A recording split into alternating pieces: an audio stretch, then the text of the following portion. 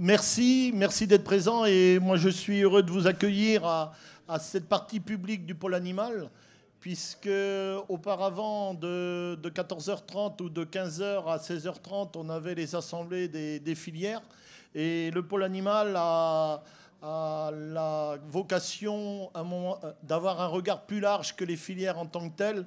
Et donc cette vocation du pôle animal c'est de trouver...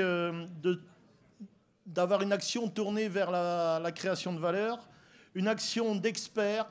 Alors l'ensemble du pôle animal, des filières, nous voulons être demain des experts sur l'ensemble des filières carnées et de cette mise en cohérence aussi de cette expertise. On s'engage beaucoup sur le produire plus et mieux et avec tous ces conséquences sur nos modes de production et sur tout ce qui en découle. On aussi, et la présence de M. Dessertine l'inscrit un peu dans cette logique aussi, c'est de se tourner vers les financements de nos filières, de notre amont agricole. Derrière, nous avons aujourd'hui dans cette séquence du pôle animal, cette séance publique, nous avons souhaité accueillir un seul intervenant, un seul grand expert. Et je voudrais qu'on prend le temps d'échanger avec M. Dessertine, parce que le souhait que j'ai, c'est qu'à la sortie de cette salle, vous avez les neurones agités. Et parce que je pense que quand le but de l'intervention de M. Dessertine, c'est de nous donner une perspective sur notre économie, sur nos enjeux, sur les actions qu'on doit y conduire, sur les forces et faiblesses de nos filières agricoles. Donc, Jacques, tu nous présentes en 2 mots notre intervenant et on lui laissera la parole après. Bien sûr. Bonjour à tous. Notre intervenant de cette année est M. Philippe Dessertine, professeur de finance, directeur de l'Institut de haute finance, membre du Haut Conseil des finances publiques de la République française, et président du Cercle de l'entreprise. Alors cela va peut-être vous surprendre, mais M. Dessertine va nous décrire un futur exaltant pour nos filières. Car comme il l'écrit dans son dernier livre, ce que nous ne pouvons arrêter, gérons-le.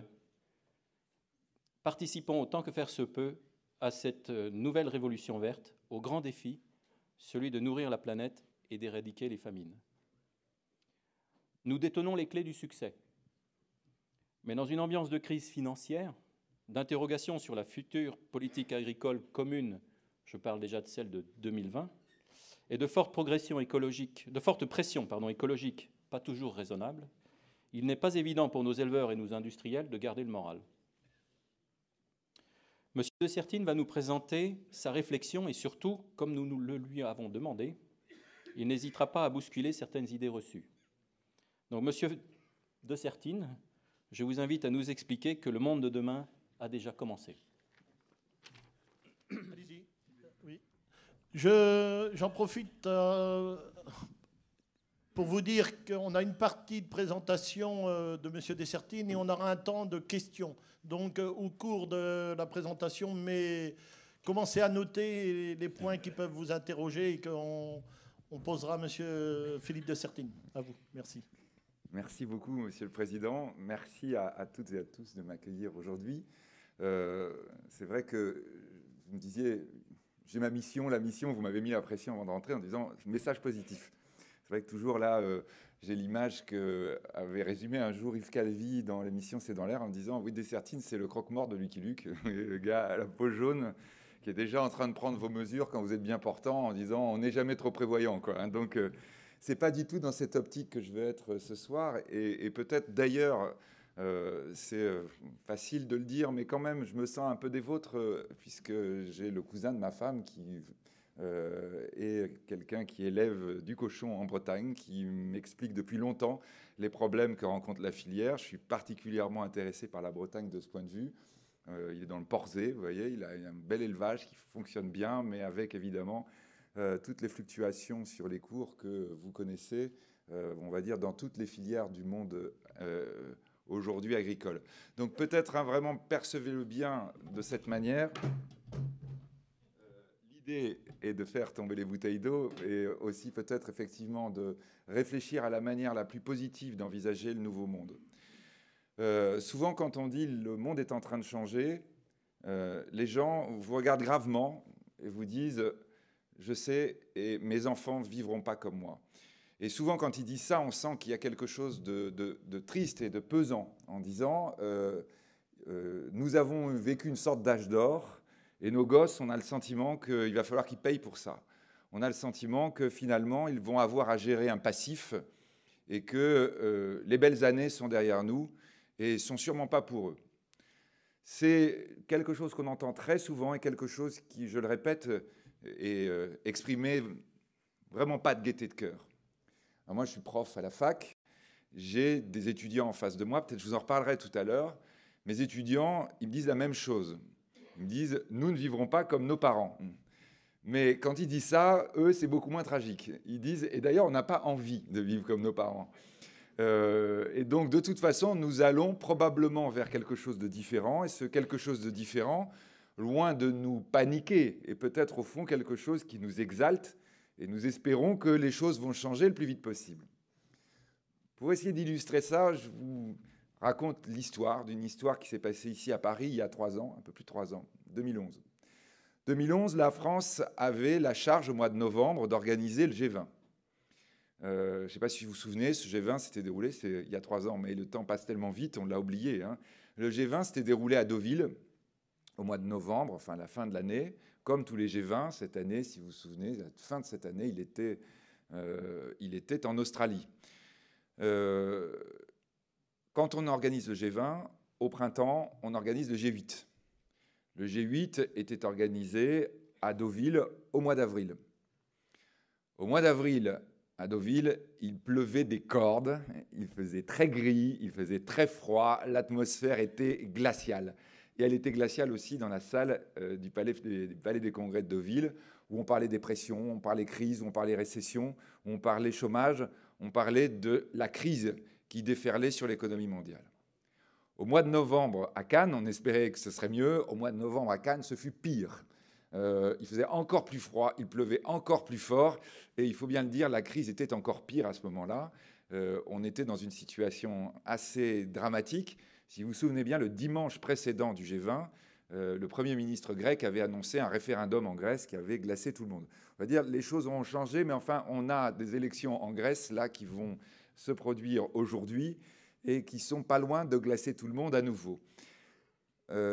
On sentait bien que la communication autour de ces grands sommets internationaux serait compliquée pour être positive, comme vous me le demandiez tout à l'heure, Monsieur le Président. Et donc, nous avions eu l'idée en France, et en particulier Publicis, avec son président, avait eu l'idée de dire il faut absolument faire un contrepoids positif, en disant à Deauville, à Cannes, au fond, ce qu'on est en train de faire, c'est liquider l'ancien monde. C'est le vieux monde qui est en train de finir. La crise, en fait, représente un changement d'époque, le fait que nous sommes en train de clore une longue période et qu'une nouvelle est en train de s'ouvrir. Et donc, l'idée avait été de dire qu'est-ce qui peut symboliser le nouveau monde? Qu'est-ce qui peut symboliser le nouveau modèle économique qui est en train d'apparaître? Eh bien, c'était les grandes entreprises qui déjà existaient à ce moment-là et qui étaient des sortes de symboles de ce qui est en train de se produire. Et donc, avait été organisé à Paris ce qu'on avait appelé l'IG8. L'IG8, donc les 8 plus grandes sociétés du numérique en 2011. Ces 8 plus grandes sociétés devaient parler du futur. Leur président était là pour essayer d'exprimer la façon dont ils envisageaient ce futur. Normalement, celui qui devait parler était Steve Jobs. On considérait que c'était le plus emblématique, le président d'Apple, fondateur, celui qui avait vu le développement possible de son entreprise, qui avait failli la perdre et puis qui avait su formidablement rebondir avec les idées extraordinaires qui animent son entreprise. C'était en mai 2011. Mai 2011, Steve Jobs est très malade.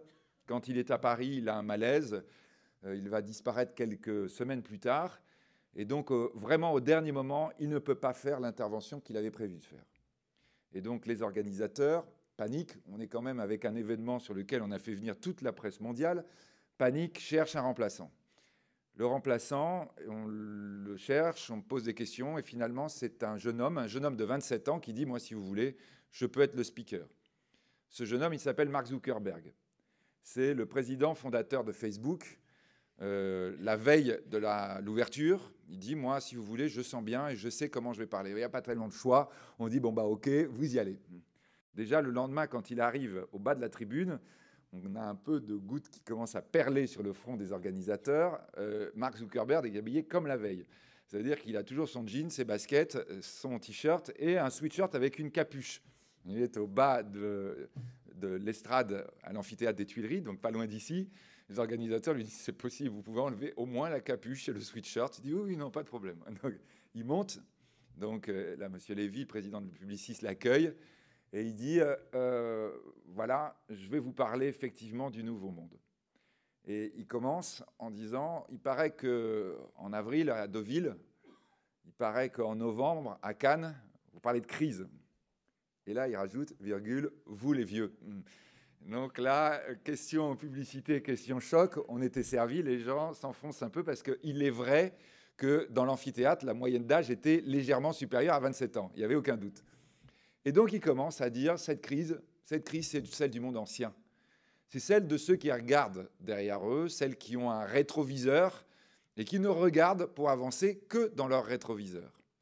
Et il y va, et il y va, il y va, en disant, moi, ma génération, elle ne croit pas à la crise. Elle n'y pense même pas. Mon entreprise Facebook va devenir la plus grande entreprise du monde. Grâce à qui? Eh bien, grâce à tous ceux qui l'utilisent et s'abonnent à Facebook. Et tout cela, je vous rassure, ce sont les gens de ma génération, dit-il. Hein, je ne me mets pas du tout dans cette génération-là. Je ne suis pas sur Facebook, enfin si, mais vraiment de manière accessoire. Donc voilà, il y va, il y va, il y va, en disant la nouvelle génération, en fait, la crise, elle ne la voit pas parce qu'elle est déjà dans un nouveau monde. Et il termine son allocution par 3 coups de poing. Le premier, il dit, c'est en fait ce que nous attendons de vous, les vieux. Il remet une couche, tant qu'à faire, il avait raison, on était préparés. Ce que nous attendons, c'est d'abord, il prend le terme en anglais, d'abord que vous remettiez le train sur ses rails. C'est-à-dire, grosso modo, que les erreurs qui ont été commises par les générations passées, eh bien, elles soient effacées, elles soient rectifiées et qu'on puisse véritablement repartir sur une situation assainie. Deuxième chose qu'il évoque, il dit, deuxième besoin que nous avons, nous, notre génération et les générations à venir, c'est que vous investissiez. Il dit, mon problème en ce moment pour le développement de Facebook dans le monde, c'est qu'on m'avait promis que Internet serait accessible partout pour tout le monde.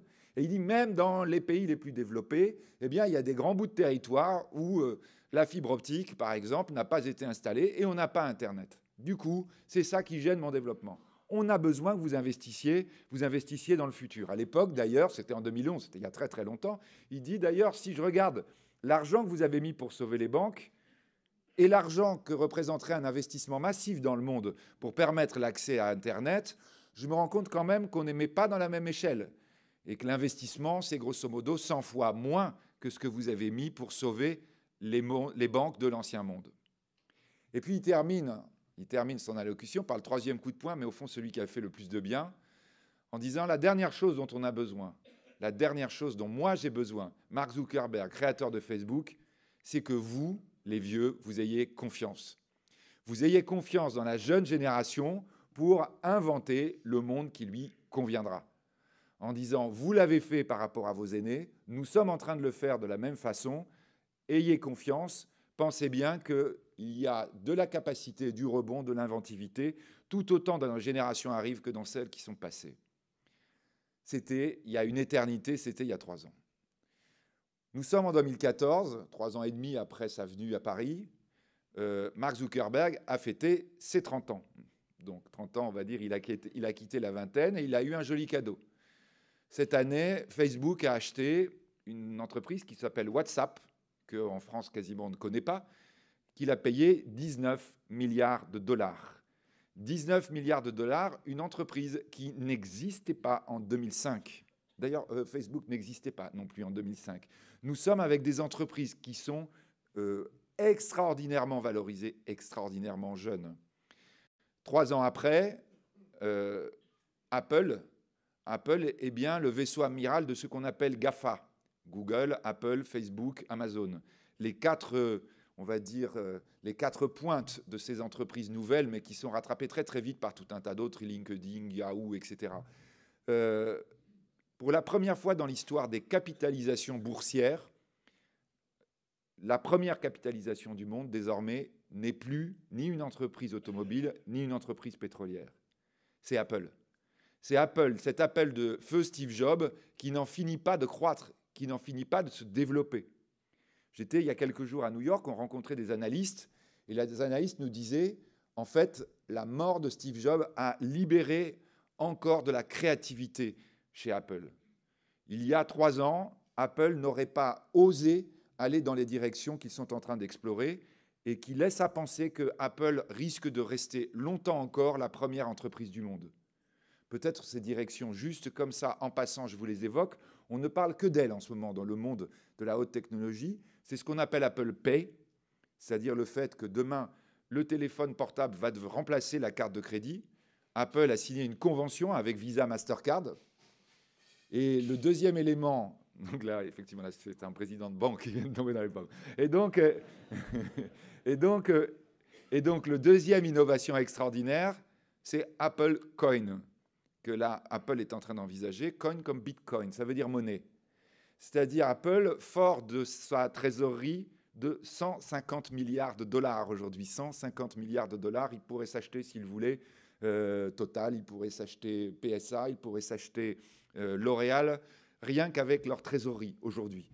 Apple a l'idée de lancer une monnaie Apple, une monnaie mondiale en disant, eh bien, notamment sur l'Afrique, quand on va se faire payer avec son téléphone, on dira « j'utilise la monnaie Apple ». Ça me permet d'acheter des produits Apple, mais je pense que très très vite, les gens vont dire « je préfère avoir de l'Apple Coin que n'importe quelle autre monnaie du monde ». Nous en sommes là aujourd'hui. Quand nous parlons du nouveau monde, nous en sommes au point où ces entreprises géantes, Apple n'existait pas en 1970, ces entreprises géantes sont en train de non seulement dévorer le monde, mais même prendre la place par certains points de ce qui était autrefois le rôle de l'État. Apple a un grand concurrent dans la capitalisation boursière. Son grand concurrent, celle que Apple considère comme étant vraiment la compagnie la plus dangereuse de l'avenir, c'est Google. Google, à qui nous confions depuis des années toutes nos données, qui sont son plus grand capital et qui lui permettent aujourd'hui de lever des fonds astronomiques et de devenir le premier capitaliste du monde. Google, d'ailleurs, il faut le noter, vous l'avez peut-être vu il y a 15 jours, a répondu en fait à sa façon. C'est la génération qui répond à Mark Zuckerberg. Qu'est-ce qu'ils ont fait? Ils ont commencé à lancer pour la première fois des ballons dans la haute atmosphère pour permettre justement à la planète entière d'avoir accès à Internet. Nous en sommes là, oui, nous en sommes là quelques années plus tard. Je vous parlais de GAFA, nous pourrions même dire aujourd'hui GAFA A, puisque dans cette année 2014, nous avons connu la plus grande introduction boursière de tous les temps. Toutes ces nouvelles, souvent, vous les avez, mais on les oublie trop vite.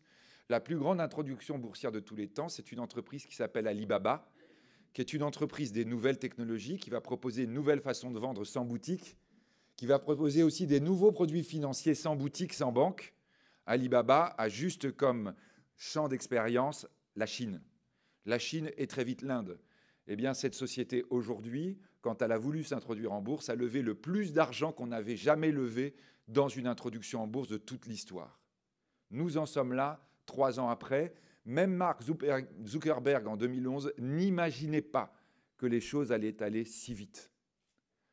3 ans après, de l'autre côté, eh bien, le vieux monde n'en finit pas de mourir. Le vieux monde n'en finit pas de mourir et on va dire une partie non négligeable de la planète reste obnubilée par son rétroviseur. 3 ans après, nous avons effectivement 2 moteurs qui permettent encore de sauver de la croissance, en particulier la croissance américaine. 2 moteurs ô combien redoutables. 2 moteurs qui peuvent s'assimiler plutôt à ces médicaments que l'on prend quand on est très malade et que vous avez sous perfusion une sorte d'euphorie qui vous laisse penser que vous êtes en pleine santé alors qu'en réalité, les médecins voudraient vous retenir encore en disant « vous êtes loin, très loin d'être guéri ». Ces 2 médicaments, ils s'appellent quoi? Ils s'appellent la liquidité massive injectée par les banques centrales occidentales dans l'économie mondiale. La banque centrale américaine a, on va dire, lancé la chanson. C'était justement en novembre 2011, quand nous étions dans ce G20 tragique dans lequel on avait le sentiment que la crise reprenait plus fort que jamais. Depuis, la Banque centrale américaine avait décidé d'injecter chaque mois 93 milliards de dollars. 93 milliards de dollars, parfois ça ne dit rien. Il faut se souvenir que le New Deal de Roosevelt, dans les années 30, en 8 ans, ça avait été en dollars d'aujourd'hui. À l'époque, c'était 7 milliards. Mais en dollars d'aujourd'hui, c'était 100 milliards de dollars. Nous avons fait, depuis novembre 2011, un New Deal par mois aux États-Unis. Un New Deal par mois. Nous ne sommes plus dans de la mesure non conventionnelle, comme on l'appelle avec pudeur.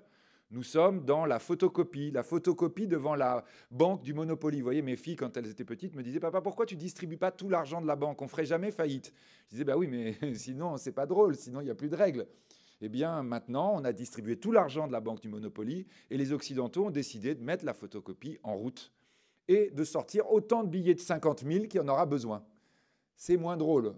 On ne perd jamais. On dégrade les pays, on s'en fiche complètement, on est à taux négatif et on dit nous sommes sortis de crise. C'est l'ancien monde qui parle. Je pense que le nouveau monde, les Zuckerberg et consorts, doivent considérer qu'il y a un peu de danger là-dedans. Peut-être que la réponse d'Apple Coin est en quelque sorte la manière du nouveau monde de dire que tout ça va mal finir. Le deuxième moteur, et peut-être je le réévoquerai tout à l'heure, le deuxième moteur qui aujourd'hui est en train de pousser la croissance américaine, c'est du gaz que l'on a découvert depuis 4 ans, qui s'appelle le gaz de schiste, et qui est en train de totalement libérer les États-Unis de l'énergie, de la problématique énergétique, et qui est en train de totalement libérer la planète énergétique des quelques règles qui existaient encore. Et cette libération-là, elle pourrait s'avérer dangereuse. Le pétrole est tombé à moins de 60 $ hier soir. À moins de 60 $, la Russie va faire faillite, l'Iran va faire faillite, le Venezuela va faire faillite, le Nigeria va faire faillite. On va dire on s'en fiche. Nous, on a le pétrole qui baisse à la pompe. Nous avons M. Poutine qui nous dit « vous ne vous en fichez pas tant que cela ». Et quand M. Poutine le dit, on a tendance quand même à l'écouter. Nous sommes aujourd'hui dans des situations où l'ancien monde, pour essayer de retrouver à tout prix de la croissance, est prêt à faire n'importe quoi. Et là, évidemment, on peut s'inquiéter en se disant, est-ce que peut-être l'urgence, ce ne serait pas de se tourner davantage vers le nouveau monde? L'ancien monde, c'est clair, on doit le changer parce qu'il n'est pas tenable. Et voyez, s'il y a un message à faire passer, il faut quand même que je me dépêche à être positif, hein, parce que vous êtes en train de dire, j'avais promis d'être optimiste, vous êtes en train de dire, oui, bah dis donc, bonjour. Hein. Non, là, je suis dans la version croque-mort toujours. Hein.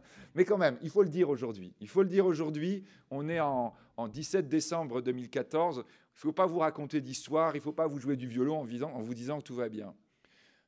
Si aujourd'hui, par miracle, la croissance comme avant revenait, voyez, on imagine, la Chine a 14% de croissance. C'était son taux de croissance en 2007, 14%. L'Inde, 10% de croissance, la Russie, 8% de croissance, et puis les États-Unis à 5% et la France à 3, 3,5%. Oui, on n'a plus de chômage.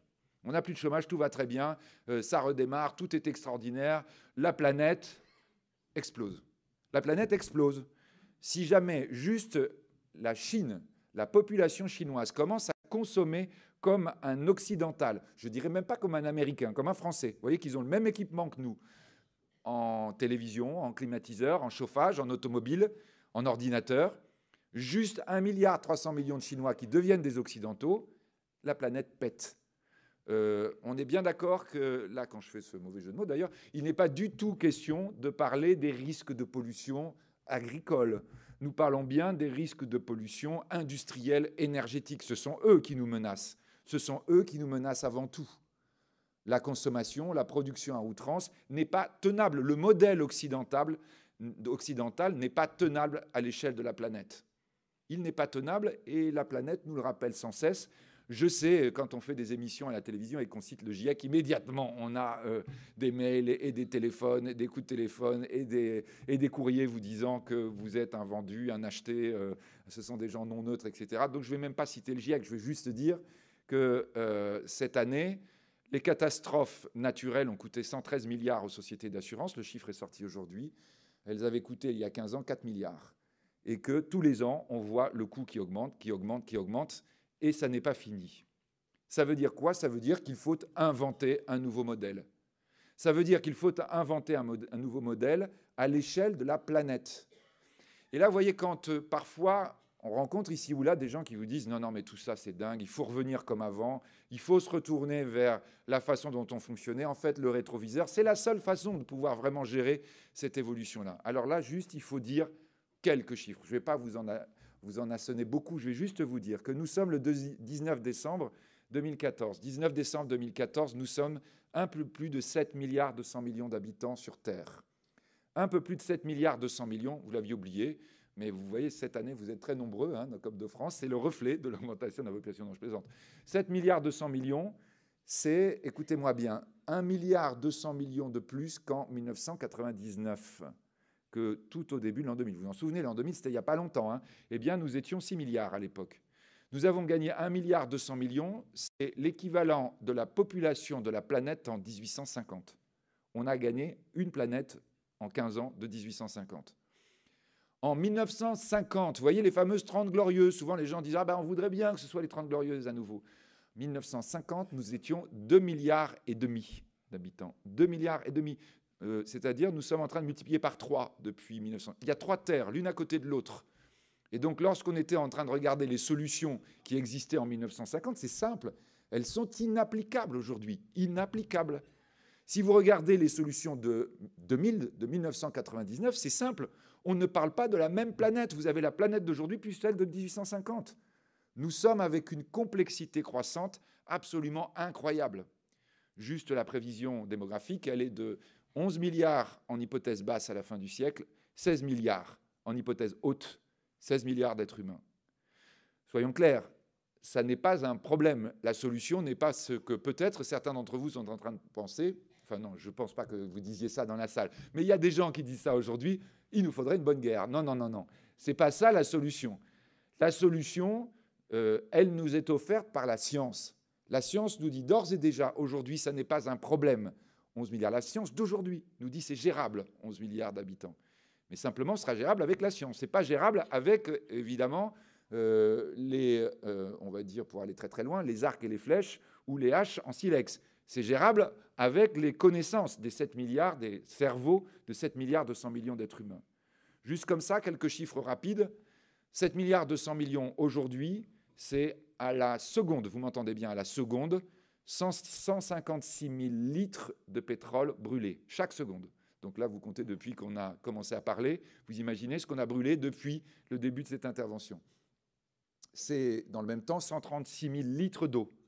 C'est intéressant, hein, on consomme plus de litres de pétrole que de litres d'eau. Vous me direz, l'eau, au moins, elle peut être recyclée. Le pétrole, lui, il est brûlé. On est d'accord. C'est peut-être à la seconde aussi un chiffre qui vous intéresse, 21 500 kilos de blé. Je suis désolé, hein, c'est pour l'autre côté, hein, c'est pour les céréaliers. Je reste toujours dans les grains en disant 14 500 kilos de riz à la seconde, chaque seconde sur cette planète. Voilà ce qui est consommé. On peut avoir tous les raisonnements sur le passé que l'on veut. On peut avoir toutes les visions en disant « autrefois c'était bien, maintenant c'est compliqué ». De toute façon, avec ces chiffres, on doit changer de modèle, ça ne fait aucun doute. On doit changer de modèle. Alors la grande et belle et bonne nouvelle que nous adressons à nos jeunes générations, donc ça y est, j'arrête les mauvaises nouvelles, quoique, mais la grande et belle et bonne nouvelle que l'on doit donner à nos jeunes générations, c'est ce que je vous disais à l'instant, c'est que la science nous propose la solution. La science nous dit aujourd'hui, c'est possible d'envisager un nouveau modèle. C'est même possible que ce nouveau modèle, en fait, ait largement commencé, comme vous le disiez tout à l'heure, Monsieur Poulet. Le monde de demain a déjà largement commencé, largement déjà commencé. La science, évidemment, elle signifie quoi? Elle signifie que l'on accepte d'envisager tout ce que peut nous apporter aujourd'hui le plus beau succès de la mondialisation. Le plus beau succès de la mondialisation, c'est la mise en commun des cerveaux. Si la mondialisation produit des effets absolument incroyables, vertigineux, c'est bien dans le monde scientifique. Jamais, vous m'entendez bien, jamais dans l'histoire humaine, et là on a des comparaisons qui sont assez importantes, même en remontant jusqu'aux pyramides, jamais l'humanité n'a travaillé autant de son cerveau qu'en 2014, jamais elle n'a produit autant de découvertes foudroyantes qu'en 2014. Et là, pour le coup, ce sera encore plus fort en 2015, on en est absolument sûr, on en est absolument certain. Jamais l'humanité n'a été aussi vite dans sa collaboration, jamais l'humanité n'a été aussi forte dans des avancées scientifiques qui se transforment ensuite en avancées économiques. Non seulement la science progresse à vitesse vertigineuse, mais en plus, elle est recyclée de plus en plus vite par le monde économique. Les nouvelles entreprises qui utilisent ces révolutions scientifiques sont toutes plus extraordinaires les unes que les autres. Alors peut-être très vite, je vous évoque ces 4 révolutions. Quand je dis révolution, le terme veut volontairement faire référence à, non pas la Révolution française, mais ce qu'on appelle en économie la révolution industrielle. Le plus grand progrès qu'on ait jamais vu dans l'histoire économique, là aussi, en tout cas, de mémoire de statisticiens ou de mémoire d'économistes. Vous me direz, ils n'en ont pas beaucoup, mais enfin quand même, on a des livres et on a des références.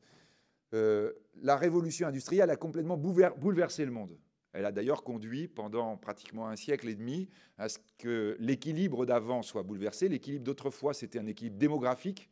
Les plus grandes puissances étaient toujours celles où il y avait le plus de monde. Vous voyez, en 1820, la première puissance du monde s'appelait la Chine, la deuxième puissance du monde s'appelait l'Inde.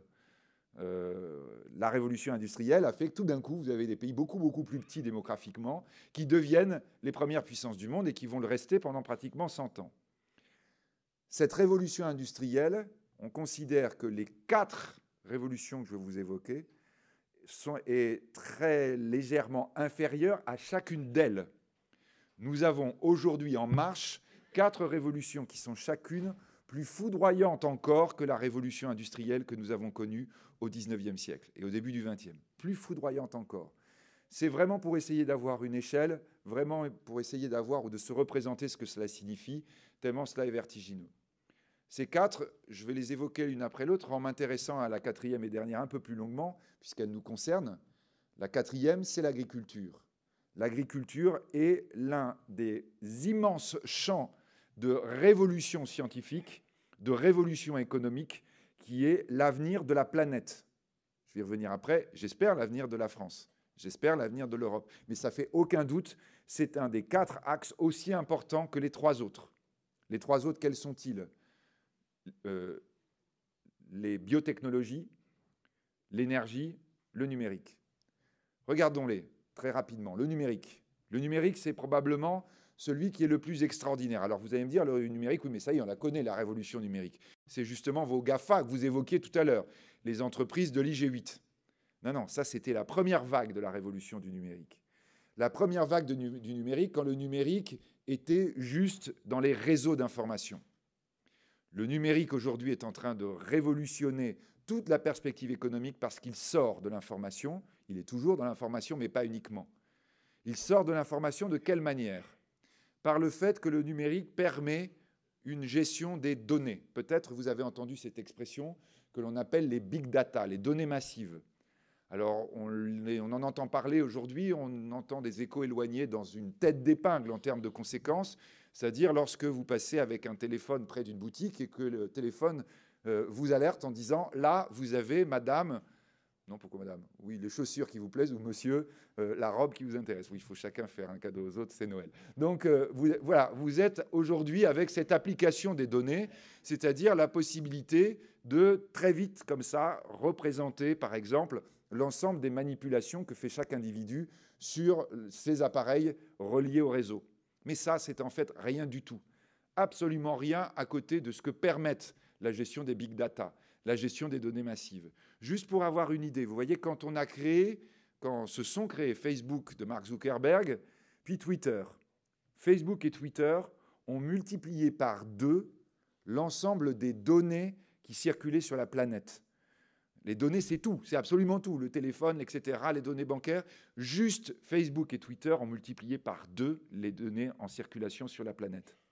Eh bien, aujourd'hui, en 2014, toutes ces données, y compris Facebook et Twitter, vont être multipliées par 2 à nouveau, rien que par l'apparition d'un projet de la science mondiale qui s'appelle le Grand Télescope. Vous n'en avez pas vraiment entendu parler. Le Grand Télescope mondial, à lui seul, va produire autant de données que celles que nous produisons sur toute la planète, tous éléments, toute activité confondue. Les big data, c'est ça. C'est quelque chose qui est tellement incroyable que même les scientifiques qui en parlent ont le vertige et ont du mal à vous exprimer la vitesse à laquelle les choses sont en train de changer. En fait, les big data vont permettre quoi ? Elles vont permettre la nouvelle ère de la robotisation. La grande évolution à laquelle nous allons être confrontés, et nous sommes déjà confrontés, c'est l'arrivée d'une robotisation tous azimuts, d'une robotisation, on va dire, du terrain. Jusqu'à maintenant, les robots étaient utilisés principalement par des grosses structures parce qu'ils valaient cher. Les big data vont permettre maintenant d'avoir des robots partout et avoir des robots pas chers utilisés par toutes les activités. La robotisation est une révolution en marche à elle seule. Quand j'étais en train d'évoquer la révolution du numérique, rien que cet aspect de la robotisation est incroyable. Alors, je cite toujours un des robots en ce moment les plus fascinants, mais c'est aussi juste un seul exemple, c'est celui de l'imprimante 3D. L'imprimante 3D, elle permet pratiquement de reproduire tout ce qu'on veut. Déjà, une grande partie des prothèses qu'on peut implanter chez les patients, des prothèses médicales, sont fabriquées par de l'imprimante 3D qui est en train de prendre tout le marché de la prothèse médicale, et notamment de la prothèse orthopédique. L'imprimante 3D est déjà une révolution en marche dans la prothèse dentaire. En ce moment, à Bercy, nous sommes en train de travailler sur la question très importante des professions réglementées, et dedans, il y a les prothésistes dentaires. Et là, nous avons beaucoup de scientifiques qui nous ont dit « mais vous embêtez pas, les prothésistes dentaires, ils sont en train de disparaître, malheureusement pour eux, naturellement, parce que, ça y est, les dentistes commencent à s'équiper en imprimante 3D qui reproduit de la prothèse dentaire à toute vitesse. » Bon, on réglemente quand même au cas où, mais sincèrement, je pense que quand la réglementation va sortir, déjà, elle sera sans utilité, ou en tout cas sans destination. Début de cette année 2014, avec une imprimante 3D, une université américaine a réussi à produire de la viande. De la viande, oui, c'est celle que vous allez goûter ce soir, je crois. Là, quand même, hein, là, vous allez dire, là, ils nous sapent totalement le moral. Non, rassurez-vous, on ne la consomme pas. En revanche, avec de l'imprimante 3D, on produit de la peau. Et ça, c'est en train de laisser envisager des révolutions absolues dans le traitement des grands brûlés. Aujourd'hui, nous en sommes là. Nous en sommes à un point où cette robotisation est absolument inouïe, absolument extraordinaire. Des entreprises américaines en cette année 2014 qui utilisent des imprimantes 3D ont décidé elles-mêmes, hein, ce n'est pas ni l'État ni le ministère de l'Industrie locale qui les a poussées à le faire, elles ont décidé entre elles de signer une convention. Une convention qui est relativement simple, mais qu'elles appliquent et qui a un succès absolument extraordinaire aux États-Unis. Cette convention, elle dit que tous les soirs, ces entreprises doivent fermer à 18 h. Alors vous dites, oui, alors là, c'est une convention révolutionnaire, on connaît ça déjà depuis quelque temps en Europe et en France. Non, non, attention, parce que la convention dit elle ferme à 18 h, elle réouvre à 18h01, avec à l'intérieur de l'entreprise les ingénieurs ou les gens qui travaillent sur l'imprimante 3D qui bénévolement restent à peu près jusqu'à 23 h. Pourquoi c'est ouvert à 21h01? Pour que le grand public puisse venir. Et que le grand public puisse poser des questions en disant « je voudrais produire ce bouclier en imprimante 3D, est-ce que c'est possible ?» Et là, l'ingénieur dit « oui, c'est possible, je vous explique comment il faut envisager la chose, je vous explique comment ça marche, etc. » C'est-à-dire que ces entreprises américaines sont parties dans l'idée que la révolution, elle va partir du terrain, que nous sommes bien dans une nouvelle révolution industrielle, comme, on va dire, dans les années de l'entre-deux-guerres ou comme dans les années d'avant Première Guerre mondiale. Nous sommes dans le moment où chacun peut se dire « j'ai un projet insensé qui va pouvoir devenir concret ». À 23 h, quand ces entreprises ferment leurs portes, il y a tout un tas de gens qui attendent les visiteurs. Ces tas de gens qui attendent les visiteurs, ce sont les financiers américains, qui disent « alors, il vous a dit quoi, l'ingénieur? C'est possible de fabriquer le truc? Bon, très bien, il vous faut combien ?» Et là, on est en train d'injecter l'argent aujourd'hui dans la nouvelle robotisation. La nouvelle robotisation va avancer de plus en plus vite. Quand je vous parlais tout à l'heure des extraordinaires avancées de la science, tous les scientifiques vous disent aujourd'hui qu'en réalité, l'une des raisons pour lesquelles on est maintenant dans une accélération totale, c'est que la science avance par l'intelligence artificielle. Là où sont les robots, c'est déjà là où sont les scientifiques. Et les scientifiques eux-mêmes, aujourd'hui, sont dépassés par les machines qu'ils ont créées. Juste pour rire, au début de l'automne, une très grande entreprise chinoise était en train de renouveler 3 membres de son conseil d'administration à Hong Kong. 2 personnes sont nommées, il reste un 3e siège. Il y a plusieurs candidats. Finalement, le conseil d'administration, à l'unanimité, décide d'élire à la place restant libre un algorithme, un robot mathématique, en disant « écoutez, tous les candidats, vous êtes très sympas, vous avez beaucoup d'expérience, vous êtes très intéressants en réunion, mais sincèrement, le robot va davantage nous aider pour la prise de décision. » Nous en sommes là. Nous sommes au point où très probablement à la tête des entreprises de demain, des grandes entreprises de demain, soyons clairs, nous aurons très probablement des gens qui seront spécialistes des algorithmes. Je ne veux pas que vous entendiez, je ne veux pas que vous prononciez, je ne veux pas entendre la phrase qu'on entend souvent en France, surtout en France quand on dit des choses comme ça. C'est une phrase de vieux, hein, je vous dis tout de suite, je suis sûr que vous ne la prononcez pas. La phrase c'est « ça fait peur ». Non, ça ne vous fait pas peur, c'est le nouveau monde. C'est le nouveau monde vertigineux. N'oublions pas, nous avons à gérer 16 milliards de gugus à la fin du siècle. Peut-être 16 milliards. On n'y arrivera pas sans avoir des robots super performants et des gens qui vont être extraordinaires dans l'invention. Et même avec ça, tout le monde aura du boulot. Tout le monde aura du boulot, rassurez-vous. Mais simplement, c'est vrai que le boulot va changer totalement. Il est en train de changer sous la pression de ces robots. Je me dépêche parce qu'il faut quand même que je parle de l'agriculture à la fin. Je suis sûr que vous avez envie qu'on en parle un tout petit peu. Deuxième révolution, la révolution énergétique. Celle-là, c'est vrai qu'elle doit nous interpeller parce que cette révolution, c'est celle qui est en cause lorsque l'on parle réchauffement climatique. Réchauffement climatique, ça veut dire quoi? Ça veut dire conséquence de l'utilisation de l'énergie fossile. La révolution énergétique, c'est de dire nous devons arrêter d'utiliser l'énergie fossile. Ça veut dire quoi? Ça veut dire qu'il faut trouver des énergies alternatives. Eh bien, les énergies alternatives, elles sont trouvées. Elles sont déjà trouvées. La science nous dit, il n'y a pas de problème, vous pouvez y aller. Là, simplement, l'économie, maintenant, est un peu gênée. Elle est un peu gênée parce qu'il y a 4 ans, je vous dis bien, il y a 4 ans, hein, et quand je dis 4 ans, c'est exactement ça. Quand on exprimait ce problème, tout le monde disait, oui, quoi qu'il en soit, il n'y a pas le choix, parce que les réserves s'épuisent. Les réserves s'épuisent, donc il faut qu'on change. Il n'y a pas de problème. On voit bien qu'à 6 milliards ou à 5 milliards ou à 12 milliards d'individus, on va brûler très vite nos réserves énergétiques. Le gaz de schiste que j'évoquais tout à l'heure a tout changé. Aujourd'hui, les réserves de gaz de schiste, énergie constante dans l'utilisation planétaire, sont estimées à 250 ans. Rien que celles que l'on connaît. Et encore, on n'a pas commencé à explorer le Canada, qui est probablement le plus grand gisement du monde. Et sous la Sibérie, on est déjà tellement en train d'essayer d'exploiter le gaz apparent que le gaz de schiste dessous, on ne sait même pas quelle peut être sa quantité. Donc ça veut dire que nous avons la possibilité, nos générations et probablement la génération d'après, de ne pas se préoccuper de la question du réchauffement climatique du point de vue énergétique. Nous sommes devant un choix. Est-ce que nous voulons? Est-ce que nous ne voulons pas? Si nous ne voulons pas, eh bien c'est possible de pratiquer le déni. En tout cas, du point de vue énergétique, les voitures ne tomberont pas en panne. Donc ça, c'est une vraie question à nos générations, une vraie question qui se pose par exemple à une région comme l'Europe. On fait quoi? Comment on va envisager éventuellement le futur? Comment on va accepter ou non de créer le monde de demain? C'est une question fondamentale, c'est une question qui interpelle chaque citoyen. Rappelez-vous tout à l'heure, la croissance revient, la croissance folle, tout le monde est content, il n'y a plus de chômage, on a l'impression que tous les problèmes sont réglés. En réalité, tous les problèmes sont devant nous. Est-ce que nous décidons de les gérer ou est-ce que nous décidons de les ignorer? Cette question, elle est absolument majeure. On va dire elle se pose principalement dans le secteur énergétique aujourd'hui. Troisième révolution,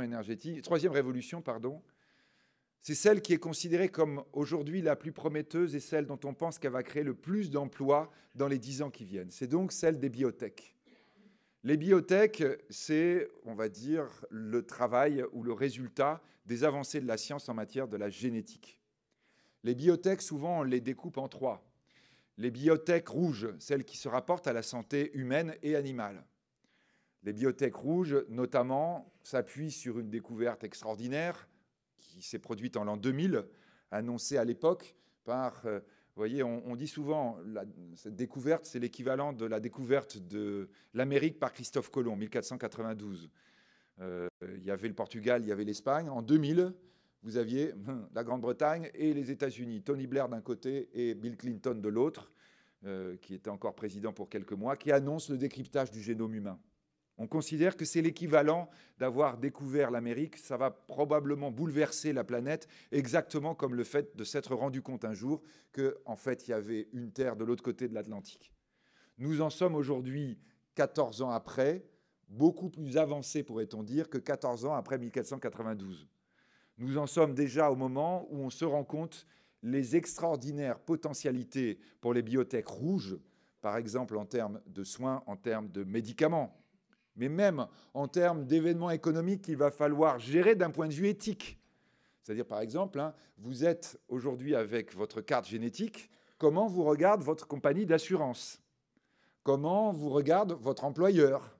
en disant dans votre carte génétique, je vois tous les risques que vous avez de développer un certain nombre de maladies qui risquent de me faire perdre de l'argent si vous êtes malade quand vous êtes embauché chez moi. Nous avons évidemment déjà ces possibilités.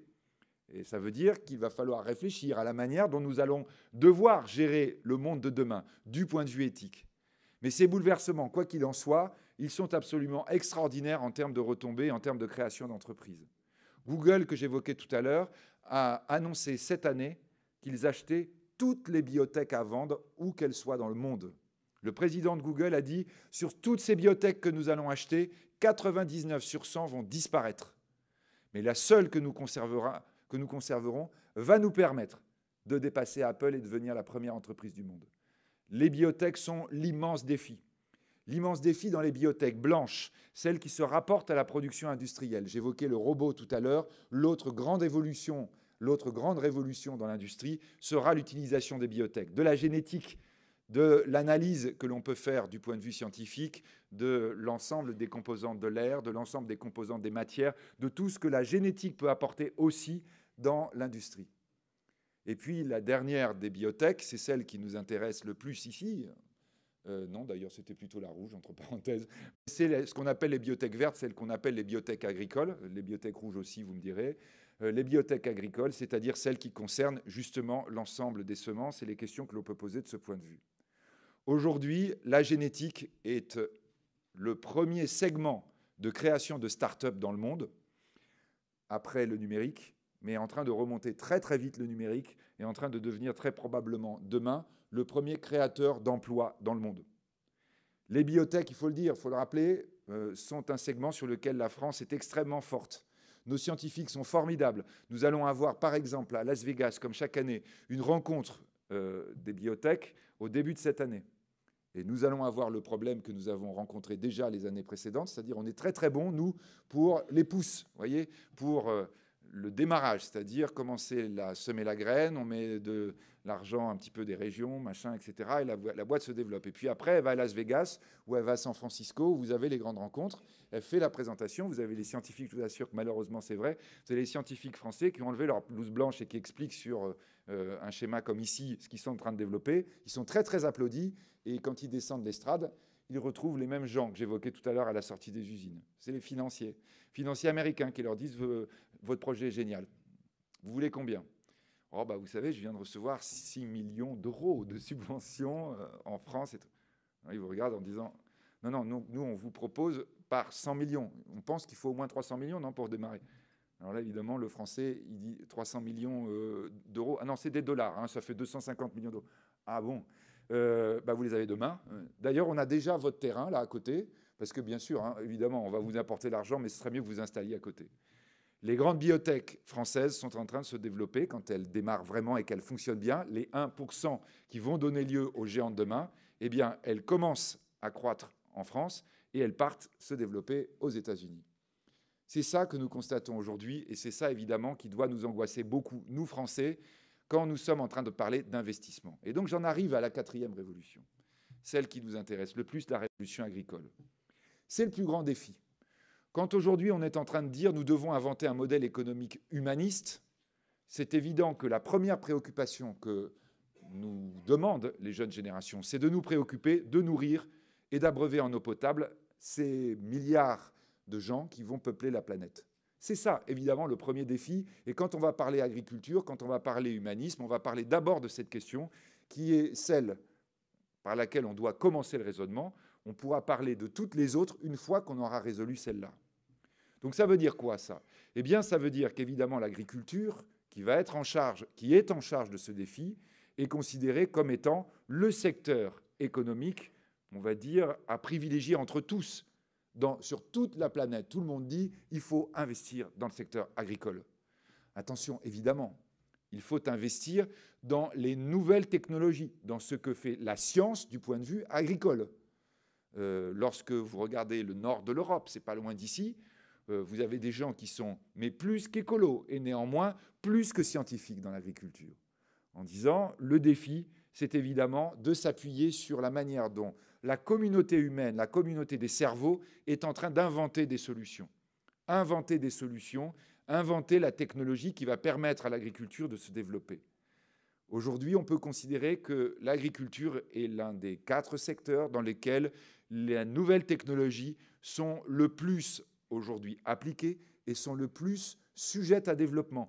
Des grands groupes aujourd'hui ne travaillent que sur des nouvelles technologies dans l'agriculture. Ça veut dire quoi, ça? Eh bien, ça veut dire que l'énorme défi que doit relever l'agriculture, c'est le défi de l'investissement. Nous sommes aujourd'hui au moment où inventer un nouveau modèle va supposer un investissement massif.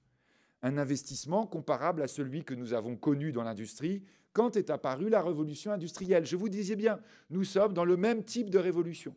Nous sommes dans le même type de moment historique où il va falloir concentrer des efforts gigantesques de la richesse accumulée pour développer encore les nouvelles technologies, l'approche scientifique autour de l'agriculture.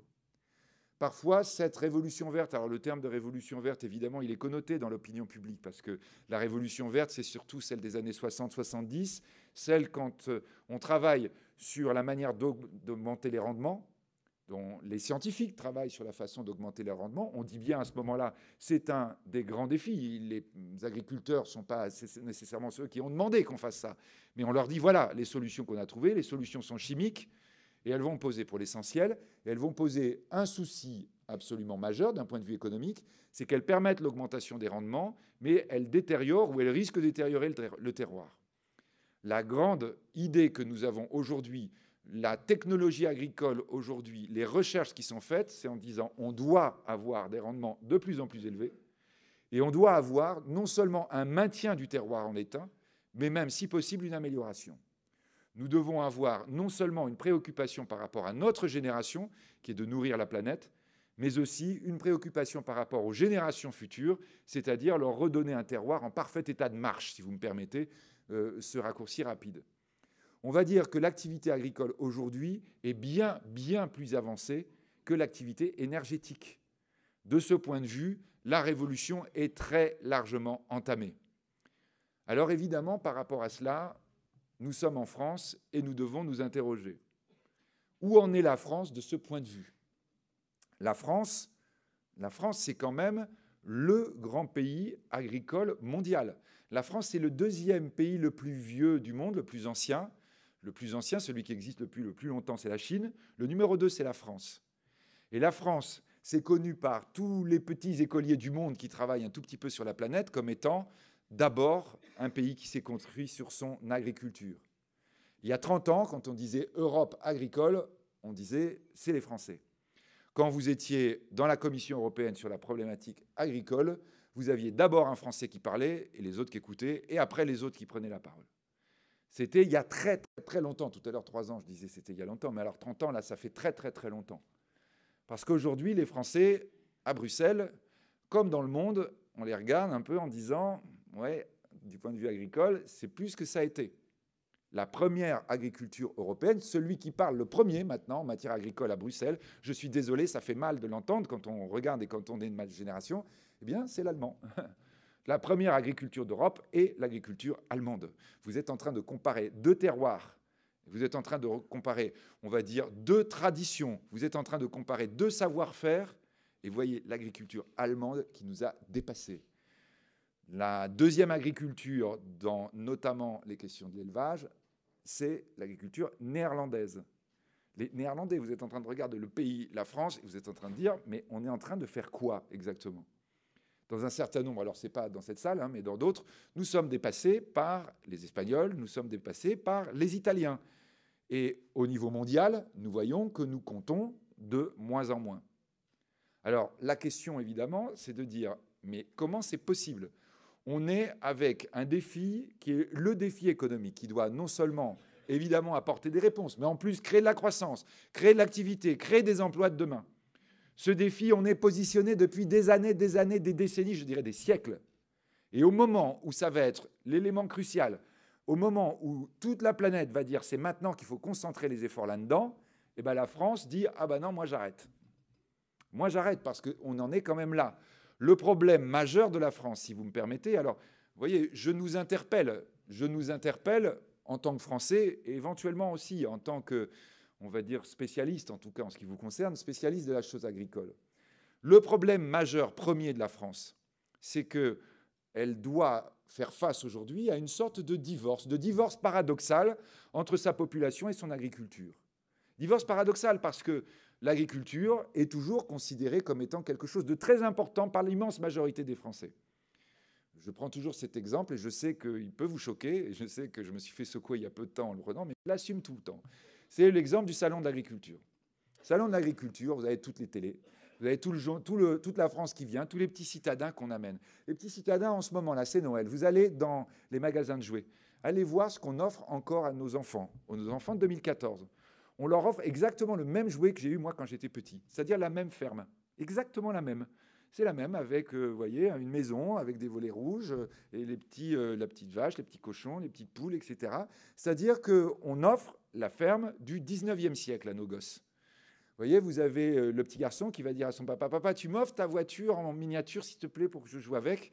Et il ouvre le paquet, il voit une diligence avec des chevaux. Il dit, ah ben oui, non, mais c'est comme ça que c'est bien, tu vois. C'est comme ça que... Il dit, mais papa, je n'en vois pas dans la rue. Oui, non, mais ça fait rien. C'est ça qui est notre modèle. C'est ça que nous sommes en train de faire aujourd'hui, hein, du point de vue de l'agriculture.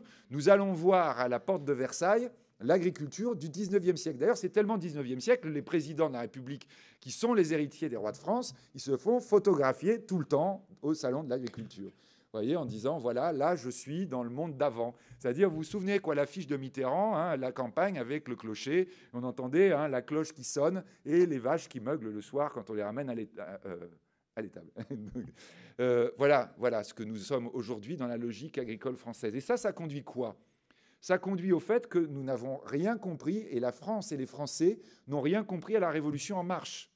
Dès qu'on parle de science dans l'agriculture, aussitôt les poils se hérissent, en disant « Ah non, quelle horreur, ce qu'on veut, c'est une agriculture comme autrefois ». Mon cousin, en Bretagne, il m'explique, il a un gîte rural, parce que, eh ben, vous le savez évidemment, hein, les revenus sont ce qu'ils sont dans l'agriculture avec des fluctuations, et donc on profite aussi parfois du tourisme quand on peut. Bien, dans son gîte rural, il me dit tous les ans, j'ai les petits Parisiens qui à la fin du séjour, qui me donnent le sac plein de pain pour les cochons. Il dit au début, je leur ai dit, venez voir comment ça marche, aujourd'hui une porcherie moderne, etc. Puis il dit, bon, j'ai laissé tomber. Hein, parce que, bon, il dit, mais pourquoi vous ne leur donnez pas du pain? Oui, d'accord. Est-ce que tu as noté que les usines, par exemple, c'est plus les mêmes qu'au 19e siècle? C'est plus les mêmes. Ça gêne personne que les villes, on n'a plus les mêmes maisons. Que quand on se construit un building, aujourd'hui, il y a du verre et de l'acier. C'est plus de la pierre de taille comme on faisait avant. On peut regretter peut-être, mais si on faisait la pierre de taille, on ne s'en sortirait pas. L'agriculture, c'est pareil. L'agriculture du 21e siècle, du 22e siècle, on peut dire c'était mieux avant, etc. C'était pas la même planète. Nous devons inventer la nouvelle agriculture, nous devons investir dedans. Et donc, évidemment, monde agricole, ça veut dire quoi? Ça veut dire que le salon de l'agriculture, il faudrait arrêter de, on va dire, continuer à chanter la chanson d'autrefois à la population française. Il faudrait lui dire, voilà, le salon de l'agriculture, maintenant, c'est un des salons les plus high-tech que l'on puisse trouver en termes d'activité. Vous avez le salon high-tech du robot, vous savez, le salon high-tech de l'agriculture. Il faudrait expliquer aux Français que ce dont nous avons besoin dans l'agriculture aujourd'hui, c'est de l'investissement. La France qui recule dans les rangs du point de vue agricole. Je sais que parmi, aujourd'hui, le monde paysan, il y a des gens qui ont de l'argent, qui ont de la trésorerie, etc. Mais la France qui recule dans le monde agricole européen, c'est quoi? C'est le pays qui investit le moins, c'est le pays qui a le moins d'épargne à l'intérieur de son agriculture. Le moins d'épargne. Les Français, ils adorent l'agriculture, mais ils ne mettent pas leur argent dedans. C'est ça que nous devons changer. C'est dire, c'est important, si vous créez des emplois, si vous voulez créer, on va dire, une activité de demain qui corresponde et aux attentes et aux espoirs que l'on a, il va falloir investir. Investir massivement et que ce soit un effort de la nation tout entière. Et que ce soit peut-être aussi l'effort financier de toutes les liquidités qui sont disponibles pour investir dans ce secteur-là. Aujourd'hui, nous avons à faire cela. Et nous avons aussi, évidemment, à gérer la communication. J'adore votre clip qui tourne en ce moment, hein, celui des coopératives agricoles, etc. Oui, très bien, très très bien. C'est un bon début. Mais ça n'est qu'un début. Mais non, mais ça n'est qu'un début. Est-ce que vous connaissez le plus grand pollueur de toute l'histoire de la planète? Est-ce que vous connaissez le nom du plus grand pollueur? Je vous interroge. Pour vous, c'est qui le plus grand pollueur de toute l'histoire de la planète? Vous m'avez dit? Un volcan. Non. Mauvaise réponse. En plus, là, je voudrais un nom de société. Donc, le volcan, vous pensiez à un petit volcan islandais. Honnêtement, c'est de la rigolade à côté de ce que font les grandes sociétés modernes depuis 20 ans. Oui, vous diriez? Total, Lafarge, Ferrodo. Je vous dis au niveau mondial, hein, quand même, là, vous êtes franco-français. On est très bon, mais en termes de pollution, on a des champions qui nous dépassent. Hein. Exxon, Texaco. Eh bien, vous voyez, il n'y a pas une personne. Union Carbide, toujours pas. Pas une personne n'a cité la compagnie qui a fait la plus grande pollution de tous les temps. Celle qui a les engrais? Non, toujours pas. En Inde, toujours pas. C'est Union Carbide. Non, non, absolument pas. C'est la catastrophe dans le golfe du Mexique.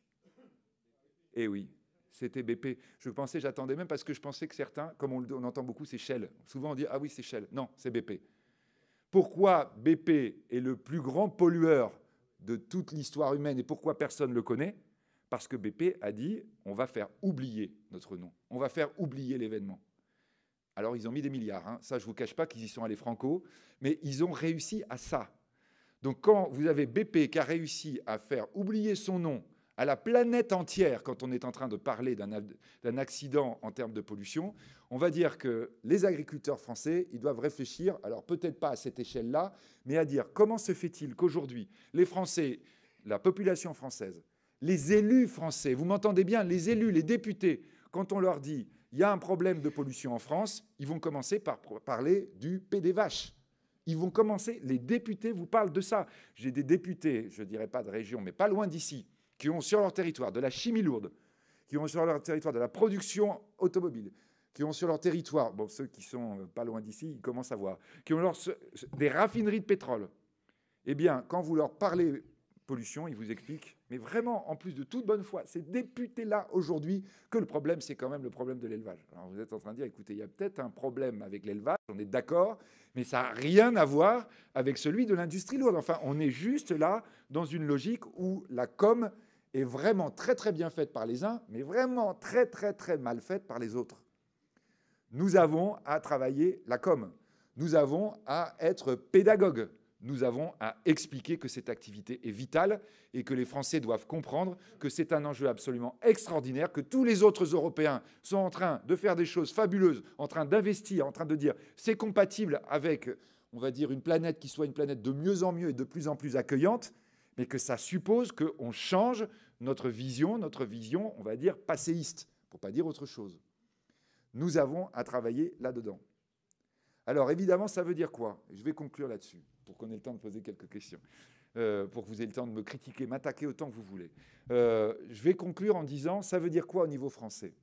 Ça veut dire que du point de vue français, il va quand même falloir qu'on se réveille. Il va falloir qu'on se réveille par rapport à toutes ces révolutions et cette émergence du nouveau monde. Bon sang de bonsoir. Là, c'est parce que je m'énerve, mais vraiment, je vous assure que quand vous êtes dans des assemblées internationales ou dans des assemblées financières, etc., il y a des fois où vous avez quand même des envies d'énervement quand vous êtes français et que vous voyez le gâchis. Ce pays, quand on est en train de parler de révolution, quand on est en train de parler de tout ce qu'on a évoqué, c'est le pays de cocagne, normalement. D'abord, c'est le pays le plus beau, vraiment, hein, c'est le pays où tout le monde rêve de venir.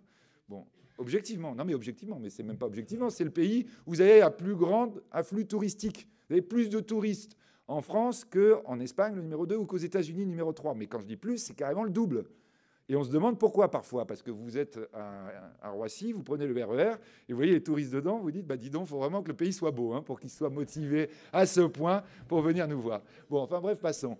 Dans ce pays qui est un pays de cocagne, on a toujours été le pays en pointe de l'innovation. Là, pour le coup, vous voyez, je vous ai parlé de futur sans cesse, je vous ai dit qu'il fallait regarder devant et pas regarder dans le rétro, et bien je fais une exception. France d'il y a 100 ans. Bon, France d'il y a 100 ans, non, ça fait 1914, là, c'est pas terrible. Alors, disons 1913. 1913, c'est l'année de naissance de mon papa. 1913, la France, c'est le centre du monde, le centre intellectuel du monde.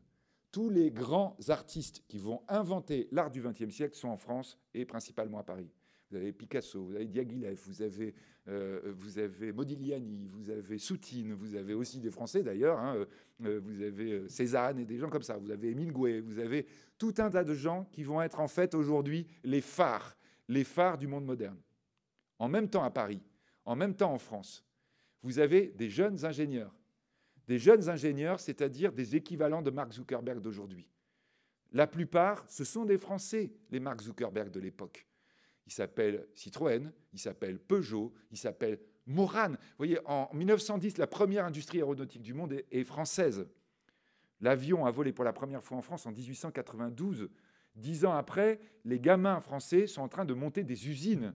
L'automobile, nous sommes les premiers constructeurs du monde dans l'entre-deux-guerres, même pas avant 14. Après 14, nous sommes les premiers constructeurs du monde. Peut-être là, une statistique tellement intéressante, tellement importante que j'ai relevée.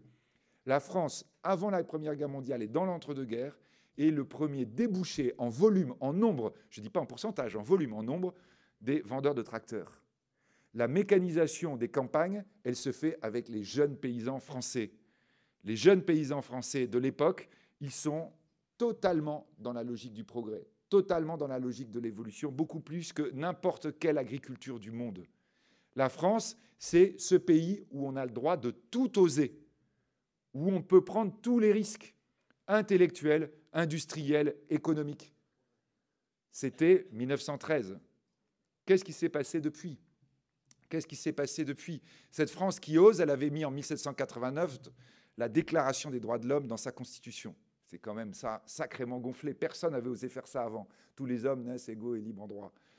2014, la France, effectivement, le seul pays du monde à avoir mis dans sa Constitution le principe de précaution. C'est quand même intéressant, là, de voir l'évolution qui s'est produite depuis.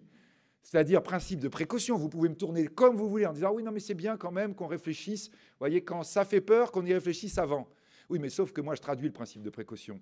Principe de précaution, ça veut dire risque interdit. C'est exactement l'inverse de la France 1913. La France 1913, c'est tous les risques sont autorisés. Vous avez le droit de tout faire, de tout essayer, de penser à tout. Lénine, c'est en France qu'il écrit. Vous me direz, bon, Hitler, il aurait pu aussi, heureusement, il n'est pas venu. Mais voilà, on était, enfin, il est venu après. Donc, on était en train de tout oser. Aujourd'hui, on n'a plus le droit d'oser.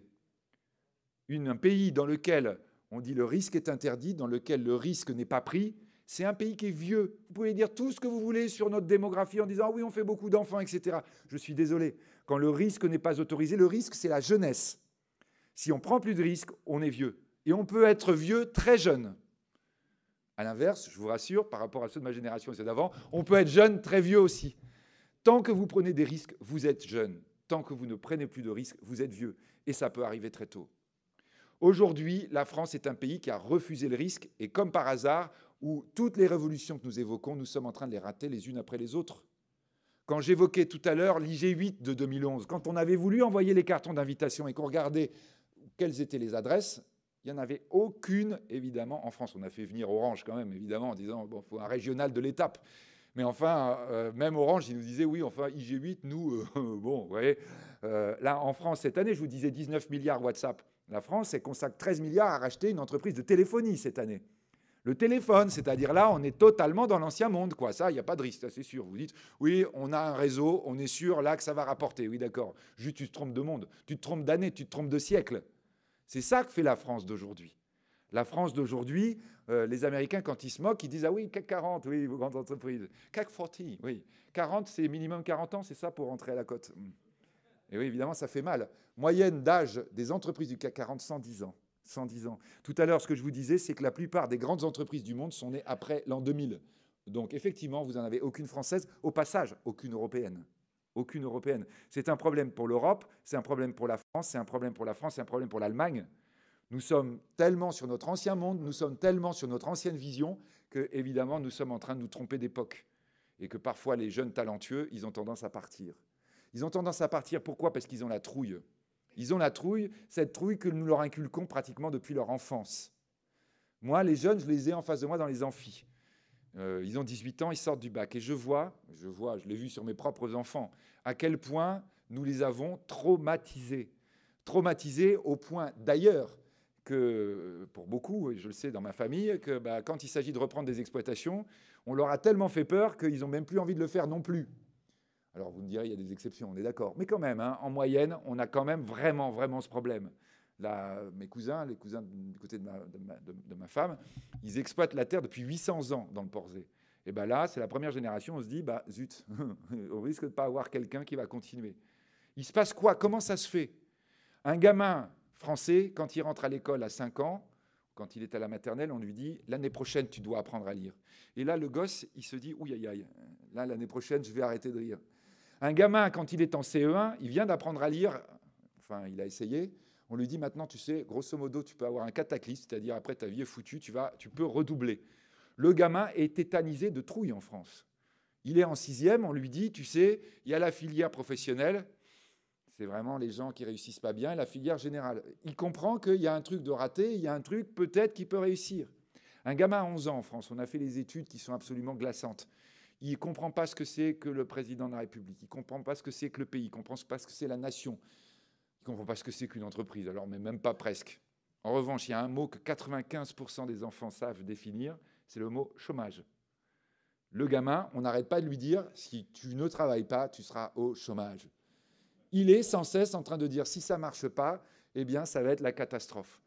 Le meilleur des meilleurs d'une génération, le meilleur des gosses, celui qui a les meilleures notes, il a 19,9 de moyenne au bac.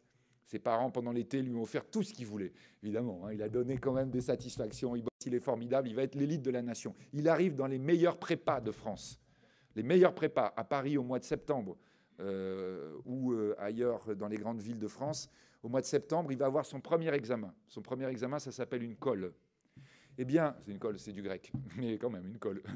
Le meilleur des meilleurs, celui qui est vraiment le top du top, il va avoir moins 4 sur 20.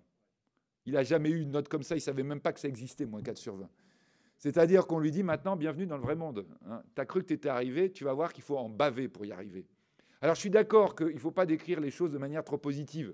Que dans les films américains, ceux qui réussissent, ils ont les plus belles filles ou les plus beaux maris, ils ont des yachts, Mais dans les films français, c'est épouvantable. Ceux qui réussissent, c'est des psychopathes. Je veux dire, le film français, vous regardez la télé ce soir en rentrant chez vous, vous voyez comment on décrit l'univers professionnel. C'est que de la contrainte sans cesse, sans cesse, sans cesse. Et c'est le message que vous envoyez à vos gosses en disant le matin, j'en ai marre de l'Europe, j'en ai marre des normes, Vous avez raison, évidemment. Mais sauf qu'à un moment donné, à nos gosses, il faudrait aussi leur dire, tu sais, malgré tout, je fais le plus beau métier du monde.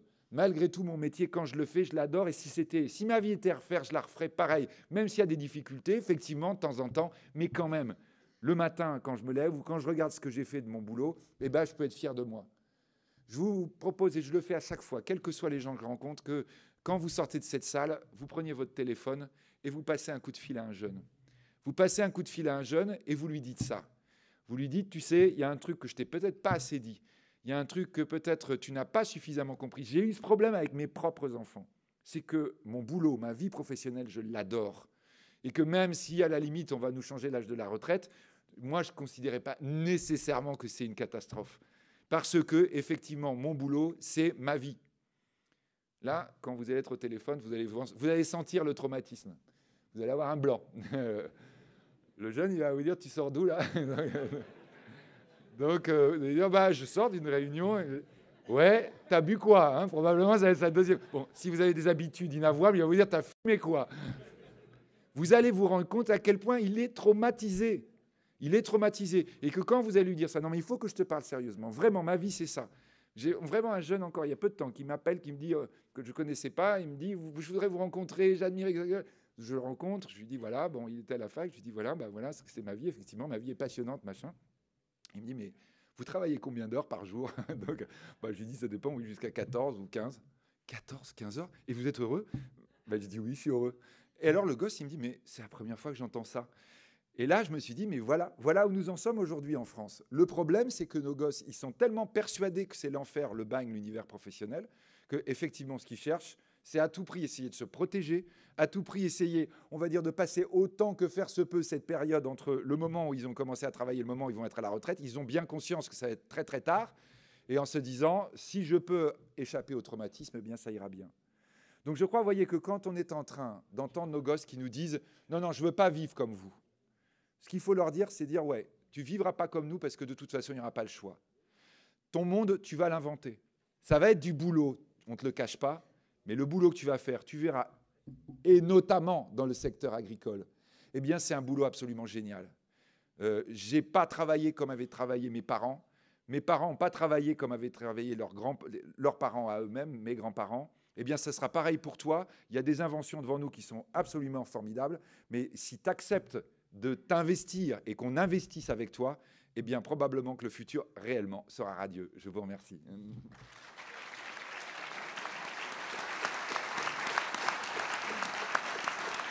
J'ai été beaucoup trop long.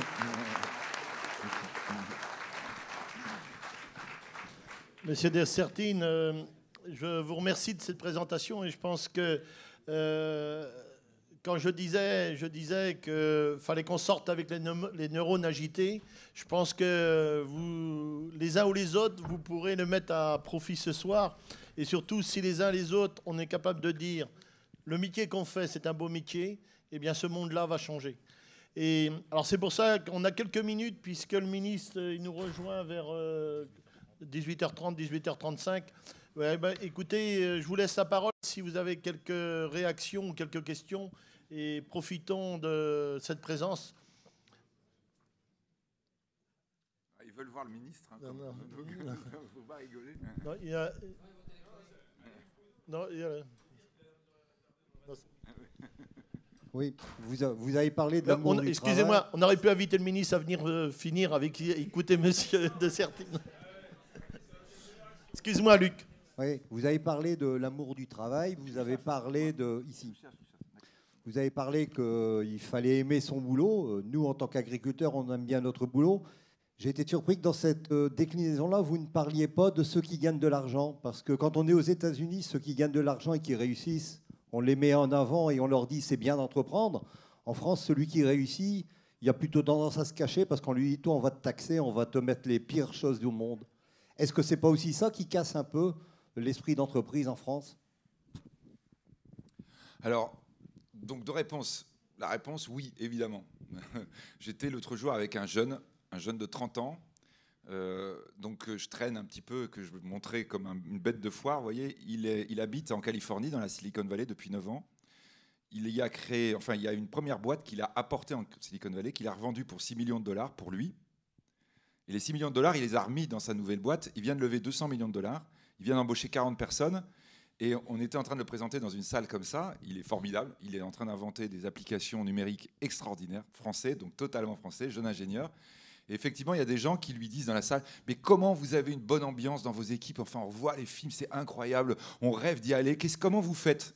Et le gars, il dit c'était génial. Dans toutes les questions, il répondait exactement ce que les gens ne voulaient pas entendre. Il dit « Ah bah c'est simple, moi on a un système très simple, ça s'appelle les stock options. » C'est-à-dire, on leur fait gagner de l'argent, quoi. Donc là, les gens, ah ouais, non, vous n'avez pas de... Bah si, non, mais ça marche très bien. Alors donc là, effectivement, on était dans le décalage, quoi, dans le truc, en train de dire, bah oui, tu gagnes de l'argent. Bon, attendez, oh, l'argent, c'est pas sale, quoi. Hein. Donc on est d'accord que gagner de l'argent, c'est important et c'est intéressant, et que pour un jeune, c'est vrai que c'est souvent la question qu'il pose. Alors donc ça, c'est vrai que la France doit se réconcilier avec cette idée-là, que quand on réussit, on gagne de l'argent, mais c'est pas grave, et que d'ailleurs parfois, quand on a gagné de l'argent, on le remet dans là où on a réussi, et que peut-être après on va le perdre. Donc tout ça, c'est des choses qui vont, qui viennent, et c'est vrai que probablement on doit se réconcilier par rapport à ça. Mais d'autre part aussi, aux jeunes gens, il faut leur dire aussi que quand on aime son boulot et quand souvent les jeunes disent ah oui mais vous faites ça parce que vous gagnez beaucoup. Et si vous leur dites, mais attends, mais même je ne gagne pas beaucoup, ou même je gagne, mais je m'en fous, là, effectivement, ils sont un peu en arrêt en leur disant, le truc, gagner de l'argent, c'est important, et en même temps, il n'y a pas que ça. Je crois, vous voyez, le problème français, c'est les deux. C'est-à-dire, soit on n'en parle pas, parce qu'effectivement, c'est une sorte de tabou, en disant, on n'a pas le droit, enfin, le gars qui réussit, vous voyez, il y a un vrai problème de ce point de vue. Mais de l'autre côté, quand on en gagne beaucoup, ça devient tabou aussi, c'est-à-dire qu'on dit oui mais il n'y a pas que ça, oui en fait, vous voyez vous avez des banquiers, des gens, moi je les amène parfois, des traders qui vont dire, vous savez j'adore mon boulot, alors là ouais, ok d'accord, t'adores ton bonus, ah non, j'adore ça, c'est-à-dire même à la limite parfois je ne gagne pas, etc., mais j'adore ça, c'est-à-dire aux jeunes il y a à faire passer la double idée, qu'effectivement quand ça marche on peut gagner de l'argent, et qu'en même temps, le ressort qui nous fait lever tous les matins, c'est pas, honnêtement, c'est pour personne, je crois vraiment pour personne, c'est pas le compte en banque. C'est plutôt le fait qu'on soit tranquille, qu'on ait machin, etc. Mais c'est pas le compte en banque qui nous motive. C'est vraiment l'idée de passion. Je crois qu'il y a les deux choses à dire. Vous voyez, je suis d'accord avec vous sur l'aspect monétaire, économique, en disant soyons basiques. Hein, la question de l'argent, c'est pas du tout. On est vieille société judéo-chrétienne, légèrement matinée de marxisme. Hein, donc les deux mélangés, ça donne. C'est-à-dire l'argent, c'est le tabou total. Donc il y a ça. et en même temps, il y a la passion. Et les deux, c'est compatible. Moi, c'est un petit peu, si vous voulez, le message, à mon avis, qu'il faut faire passer aux jeunes gens. Il y avait une main, il y a quelques mains qui se lèvent là. Ouais, Hubert. Bonsoir. Est-ce qu'un pays comme la France, qui a fait la révolution de 1789, est un pays de réforme? Et deuxième chose, concernant le barrage de Sivens, je veux bien admettre qu'on a été en défaut en termes de communication depuis peut-être plusieurs années, voire dizaines d'années. Il n'empêche, comment arriver à faire comprendre à la société civile la pertinence du projet par rapport à des positions qui se radicalisent? Alors, deux choses différentes. Hein. Donc, première, et celle sur laquelle, évidemment, là, je vais répondre très longuement. La deuxième, j'ai oublié votre deuxième question. Mais non, je n'ai pas oublié. Hein. Donc, première, est-ce que la France doit se réformer? C'est pas qu'elle doit, là, c'est qu'elle n'a plus le choix. C'est-à-dire qu'on est vraiment dos au mur. La France, aujourd'hui, son système est bloqué. C'est-à-dire, quand je dis bloqué, ça veut dire qu'il continue. Là, on arrive contre le mur. Et en ce moment, le mur ne nous arrête pas complètement, il bouge légèrement grâce à la Banque Centrale Européenne. Mais il est toujours là. Et à un moment donné, il va se bloquer, et à un moment donné, ça va faire très mal. Donc la France doit se réformer. Est-ce qu'il faut qu'on ait la première brique qui nous tombe sur la tête et qui fasse très très mal pour qu'on dise oui, en réalité, non, il faut qu'on se mette vraiment à le détruire, le mur, par nous-mêmes, parce que s'il nous tombe dessus, on ne va pas en réchapper. Donc ça, c'est une vraie question qui se pose aujourd'hui. Vous dites... Je comprends bien, évidemment, que vous reprenez le mode de Gaulle, hein, en disant ce pays ne sait pas faire de réformes, il ne sait faire que des révolutions. Hein. Donc c'est évidemment la chose que l'on peut redouter. Moi, je crois que peu à peu, dans le pays, l'idée qu'il va falloir faire des réformes vraiment de fond, vraiment importantes et vraiment rapides, est en train peu à peu de s'insinuer. Mais je ne suis pas sûr du tout que les gens seraient prêts à voter pour ça aujourd'hui. Les Italiens ont vécu ça, hein, c'est-à-dire que toute la classe politique a donné le pouvoir à Mario Monti en disant « c'est bloqué, il faut que tu changes ». Le gars, il a commencé, il n'y avait pas d'émeute, rien du tout. Il dit, c'est génial, quoi. Les gens sont contents. En fait, ils râlaient, les gens, parce que tous, ils étaient touchés. Et quand il a eu la bêtise de dire, ah bah tiens, je vais aller devant les électeurs, et je vais se reporter en triomphe, il s'est pris une baffe monstrueuse. Je pense que les Français, c'est à peu près pareil. Ils sont tous d'accord pour dire, il faut que ça se réforme, ils savent tous qu'ils vont être touchés, ils savent tous que ça va être douloureux, ils n'ont pas envie. Vous voyez, je dois aller chez le dentiste me faire arracher une dent, j'ai beau savoir qu'il faut, j'y vais pas. Et le jour où j'y vais, j'ai envie de lui mordre le doigt tellement il me fait mal. Hein. Donc c'est à peu près ça, le rapport français. Alors après, la deuxième chose qui est vraiment importante là aussi à faire passer à tous les citoyens français, c'est l'idée que vous avez deux pays dans l'histoire européenne qui ressemblent beaucoup, qui étaient dans des situations qui ressemblent beaucoup à la nôtre. Ça tombe bien parce qu'ils s'en sont sortis, l'un par la droite, l'autre par la gauche. Donc on va dire, ça veut dire que les deux marchent. Les deux, c'est l'Allemagne des années 90, la Grande-Bretagne des années 70. Si vous vous souvenez, enfin ceux qui sont les plus âgés dans la salle, comme moi, Grande-Bretagne des années 70, on était persuadé que le pays était foutu. Vraiment, on disait, ils s'en sortiront jamais. À l'époque, les Rolling Stones partaient en exil fiscal en France. C'est dire, hein, quand même.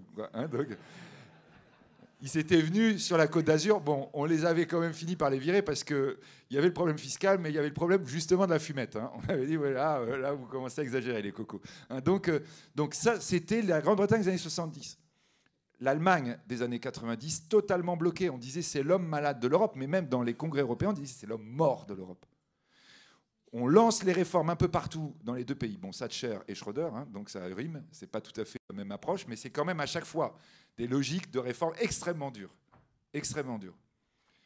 Quelques mois après, la situation se redresse. Ce pays, aujourd'hui, quand vous voyez à quel point il est bloqué, ce qui, en fait, est le plus incroyable, c'est qu'on soit toujours 5e puissance mondiale. C'est qu'on crée toujours autant de richesses. Quand vous êtes, si vous vraiment voulez être optimiste, vous pensez à tous les problèmes français. Et la question des normes, etc., réponse à laquelle je voudrais répondre aussi, enfin, problème, qui est un problème absolument incroyable. Enfin, on a rarement vu ça dans toute l'histoire économique. Un pays tellement dingue sur les normes. Hein, vous avez une norme européenne, le pays France, en moyenne, va faire, quand il a traduit, 9 fois plus de normes que tous les autres pays d'Europe. La France, c'est ça aujourd'hui. Donc, un pays totalement dingue. Et bien, ce pays totalement dingue, il arrive quand même à rester à flot par sa production de richesse. Donc, s'il y a vraiment un caractère optimiste des choses, c'est de dire que le jour où vous libérez le truc, le jour où vous soulevez le couvercle, ça va être prodigieux. Ça va aller très, très vite. Et je disais tout à l'heure, c'est un pays de cocagne. On va dire, nos gamins, ils reviennent tous le lendemain. Mais non seulement nos gamins, les gamins d'ailleurs aussi. Hein, il y en a plein qui arrivent, nous, qu'on voit passer dans les facs, en disant oh, qu'est-ce que c'est beau. Mais bon, on ne peut pas bosser chez vous, donc on repart. Mais si on peut bosser chez vous, alors il n'y a aucun doute, ils resteront tous ici. La France, c'est un pays pour les touristes, mais c'est un pays pour le travail qui peut être absolument génial. Donc, il y a des réformes monstrueuses à faire, monstrueuses. Là, on est d'accord que ça s'approche de plus en plus de quelque chose qui s'apparente à la révolution. Je sors un livre fin janvier qui vous montrera que je suis entièrement d'accord avec ça. Mais je pense que le jour où on fait ça, le lendemain, c'est absolument incroyable. On va dire, vous voyez, si on devait comparer la révolution, un gars qui avait un peu un caractère à la Thatcher, c'était Napoléon, hein, Bonaparte. En 2 ans, alors bon, il fait d'autres bêtises avec son armée, etc. Mais en 2 ans, il prend la France, bloquée totalement, exactement pareil qu'aujourd'hui. Il vous réécrit tout, les codes, les machins, etc. Il travaille jour et nuit. 2 ans après, la France, elle démarre, mais on va dire, j'allais dire comme en 14. Elle démarre, et là, d'ailleurs, elle va être tellement puissante que même elle va affoler toute l'Europe. C'est-à-dire, ce pays, quand vous allez libérer l'énergie positive, ça va être absolument prodigieux. Donc, première chose. Hein, donc, vraiment, donc, ça veut dire qu'il faut penser l'énergie positive et il ne faut surtout pas faire les choses en noir. Surtout pas. Après, la deuxième chose sur le barrage, sur la question de la communication. Donc là, on est typiquement, effectivement, dans le fait qu'on est avec des oppositions dans ce pays, avec des approches, un manque de pédagogie dans tous les sens qui est absolument terrifiant. Alors, on est dans une situation, effectivement, où on se dit, bon, il ne se passe rien, ne disons rien, on fait le truc, puis tout d'un coup, paf, le machin arrive, la catastrophe arrive, et là, on se dit, ah, on ne sait plus gérer, on est dans une crise, on ne sait plus, on est obligé de reculer, et l'image est faussée, et tout est catastrophique. Ça veut dire quoi? Ça veut dire que la grande leçon, à mon avis, du barrage, c'est l'anticipation des problèmes. On ne doit pas négliger, on doit vraiment... et je vous dis vraiment sur la question agricole, je travaille énormément là-dessus aujourd'hui. Il faut travailler en amont. Il faut travailler en amont et réfléchir en disant j'envisage plutôt le pire pour réfléchir à la manière dont je dois le traiter. Et dès que je sens qu'il y a quelque chose qui va arriver, ça fait partie du coût d'un projet de dire je démine partout. Je démine partout. Et donc l'idée là, évidemment, c'est que maintenant, il va falloir déminer a posteriori, ce qui est beaucoup plus compliqué. Et parfois même, on peut dire qu'il est quasi impossible, mais rien n'est impossible. Souvenez-vous de l'exemple de BP. Souvenez-vous de l'exemple de BP. Donc rien n'est impossible, mais cela étant évidemment, ça coûte beaucoup plus cher. Pourquoi? Parce que la pédagogie, c'est pas loin de ce que j'évoquais tout à l'heure, la communication. Et ça, dans le monde moderne, ça vaut très cher. Dans le monde moderne, n'oubliez pas, c'est plus les pubs télé qui rapportent. Maintenant, c'est la gestion sur les réseaux. Les partis d'extrême, et forcément, il y en a parmi vous qui votent pour des partis d'extrême là où ils sont super puissants aujourd'hui. C'est qu'ils ont compris que la communication, c'était sur les réseaux. Les réseaux, la nouvelle communication, c'est là où ça se tient, c'est là où il faut réfléchir la stratégie. Et réfléchir la stratégie, ça veut dire mettre beaucoup de moyens et avoir beaucoup de gens très intelligents avec des gros cerveaux qui travaillent sur ces questions-là. Le monde agricole français a vraiment à réfléchir à ça. Alors, ça veut dire aussi, accessoirement quand même, juste pour compléter, pour terminer, vous avez les réseaux, vous avez tout ça, et vous avez un truc qui est fondamental, que rien que le mot, ça fait hérisser les poils des Français, qui s'appelle le lobby. Le lobby, eh ben, ça se travaille. Aux États-Unis, dans le monde anglo-saxon, on est très affiché, à Bruxelles, vous avez des cabinets de lobbying. Les Français, il ne faut pas que je dise, oui, ils vont demander, quand ils vont voir des cabinets de lobbying, ils vont vous dire, est-ce que vous pouvez me faire une facture avec un nom différent? Je veux dire, les gars, ils les regardent en disant, mais vous êtes fous, quoi. Ah oui, non, mais si jamais ça sait que j'ai été voir un cabinet de lobbying, vous savez, en communication, c'est terrifiant. Bon, ok, bah, vous l'appelez différemment, vous dites que c'est effectivement un cabinet d'avocats qui vous aide à préparer votre plaidoirie. Ça peut être du lobbying, mais c'est aussi des choses qu'il faut travailler. Ça veut dire, là, vous voyez, le gros problème, c'est être amateur dans des situations comme ça. Et si vous me permettez, j'imagine que parmi vous, il y en a qui peuvent être concernés par cette question du barrage et tout le drame que ça a véhiculé et tout ce que ça a signifié. Je crois que vraiment, du début à la fin, il y a eu de l'amateurisme. Et que l'amateurisme, il faut le supprimer d'abord en anticipant. Dès lors que vous êtes en train de réagir a posteriori, vous dites « j'ai pas été bon ». Et donc ça, je crois que c'est vraiment la grande leçon à tirer du barrage et des événements tragiques qui ont eu lieu là-bas. Merci. On va conclure puisqu'il faut qu'on rejoigne le ministre. Moi, ce que je voulais vous dire, d'abord vous remercier une fois de plus et vous dire que ce nouveau monde que vous nous invitez à créer derrière, et surtout arrêtons de regarder dans le rétroviseur. Moi, je pense que c'est le message important qu'on voulait faire passer à cette Assemblée, avec la vocation avec cette volonté d'oser, de reprendre l'initiative Et moi, je voudrais rebondir sur vos propos. Et c'est ce que je souhaite qu'on fasse dans le cadre du pôle animal, c'est faire du lobbying par anticipation, faire du lobbying par communication, puisque je pense que quand on arrive et qu'on est dans l'opposition, il est tout le temps trop tard. Donc il nous faut changer. Et donc oser pour inventer ce nouveau monde. Et derrière, reprendre l'initiative au travers de l'innovation. Vous avez parlé beaucoup de science et je pense que nos entreprises ont compris. Et ce matin, ceux qui étaient à l'Assemblée d'Invivo l'ont compris. Il y a un virage aussi d'Invivo par rapport à ça. Eh bien, tout simplement pour que nous, les vieux, on reste encore jeunes longtemps. Donc merci à vous et je vous remercie. Je tiens à ce que vous le remerciez.